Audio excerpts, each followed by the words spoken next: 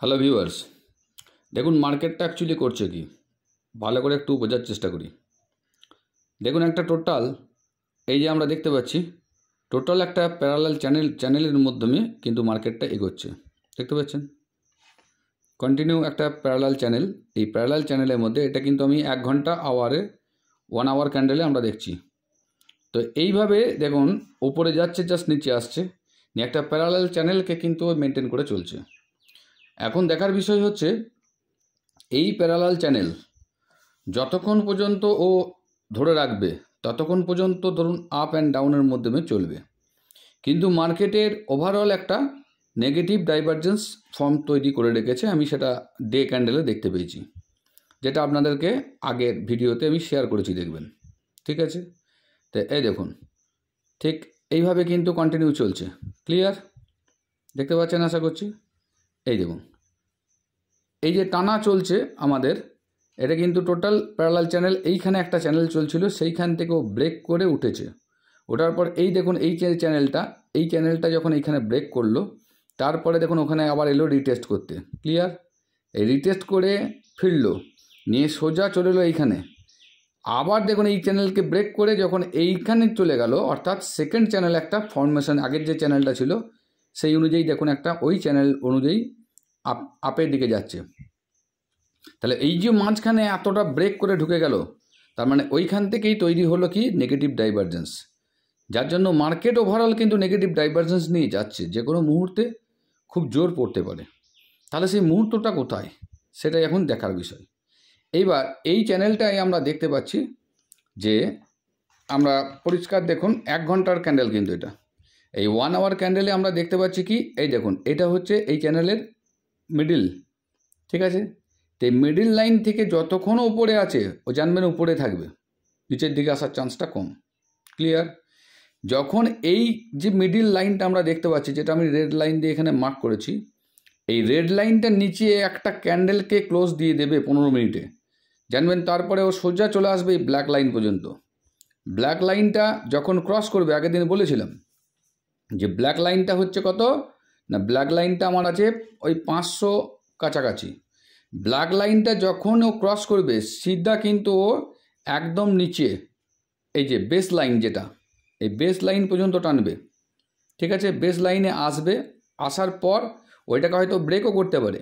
করার পর 24,100 কাছাকাছি দেখুন একটা ব্ল্যাক লাইন রয়েছে। এই লাইনগুলো, ব্ল্যাক লাইনগুলো খুব ভাইটাল লাইন। এইখান থেকে দেখবেন মার্কেট সবসময় ঘোরার চেষ্টা করবে। আপনাদের দেখাচ্ছি, একটু দেখুন ভালো করে।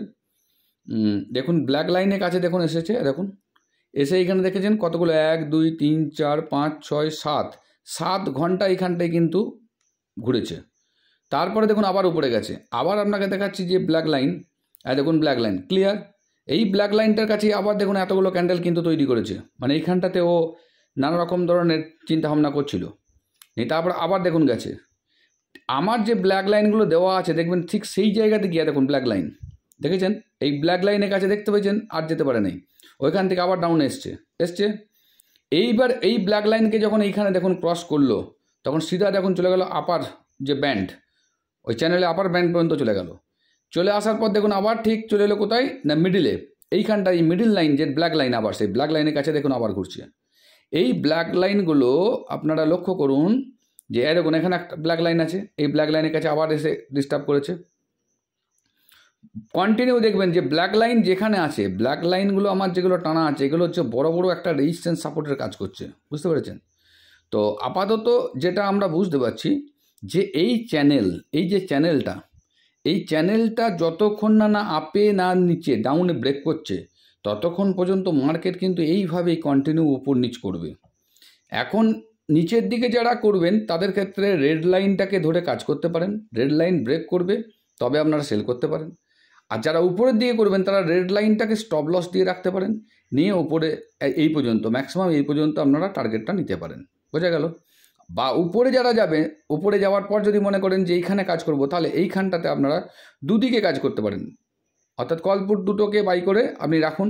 যখন এইখান থেকে উপরে একটা ক্যান্ডেল ক্লোজ দিয়ে দিল, পুটটাকে আপনি কেটে দিলেন, তাহলে কল সাইডে চলে যাবে। তখন এইটার এতটা যা ব্রেথ আছে সেটা।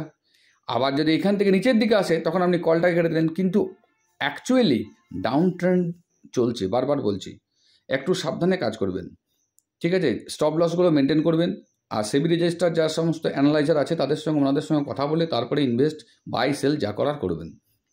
আমার হচ্ছে এডুকেশনাল পারপাসে আমার যেটা মনে হচ্ছে যে এরকম হচ্ছে একটা থিওরি, সেই থিওরি অনুযায়ী আপনাদের সঙ্গে একটা শেয়ার করছি, কি হচ্ছে যাচ্ছে ব্যাপারগুলো আপনারাও বুঝতে পারছেন আশা করছি। আর যদি ভালো লাগছে তাহলে অবশ্যই লাইক করুন, সাবস্ক্রাইব করুন, বেশি বেশি করে শেয়ার করুন, কমেন্টে জানান কোনখানটা কী অসুবিধা হচ্ছে বুঝতে। আবার বললাম যে এই রেড লাইন ব্রেক করলে সোজা কিন্তু এই পর্যন্ত আসবে, এই লাইন ব্রেক করলে ব্ল্যাক লাইন ব্রেক করলে তারপরে সোজা ডাউন ট্রেন্ড, মানে যতটা ব্রেথ আছে এর ততটা কিন্তু নিচে যাবে।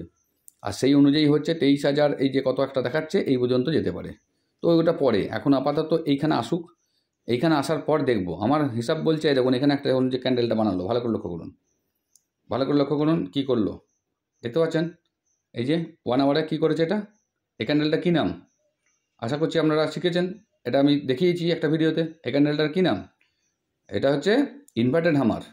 এই ইনভার্টেড হ্যামার যখন ব্রেক করে নিচে একটা কমপ্লিট হবে তারপরে তো আমাদেরকে ট্রেড নিতে হয়, এটাই তো নিয়ম।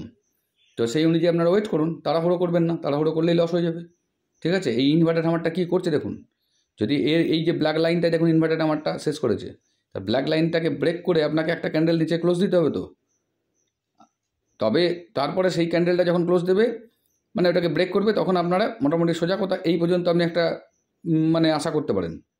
এই ব্ল্যাক লাইনে এলে দেখবেন আবার এখানে খানিকক্ষণ ঘুরবে, মানে অর্থাৎ তখন মালপত্র যেগুলো আছে সব গোলাবে, সেই জন্য এইখানটায় এসে ছেড়ে দেওয়া উচিত।